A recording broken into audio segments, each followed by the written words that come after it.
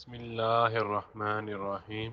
کھانسی کی وجوہات اور علامات۔ بچوں کی کھانسی کی بیماری سردی، کھٹی اور بلغم بنانے والی چیزوں کو کھانے سے ہو جاتی ہے۔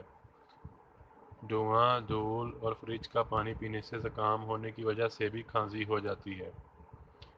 بچے کی چھاتی جڑ جاتی ہے، بلغم نکلتا ہے، چھاتی میں درد ہوتا ہے اور کھانسی کی وجہ سے بچوں کو نیند نہیں آتی۔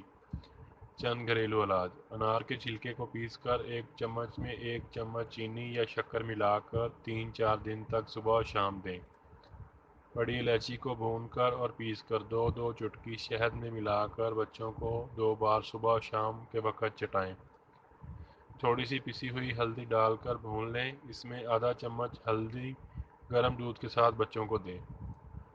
ادرک کا رس آدھا چمچ شہد میں ڈال کر بچوں کو دیں، دن میں 2 دفعہ۔ 2 دن میں کھانسی ختم ہو جائے گی انشاءاللہ تعالی۔ ان میں سے جو کوئی بھی نسخہ آپ کو میسر ہے اسے استعمال کریں، بہت زیادہ فائدہ ہوگا۔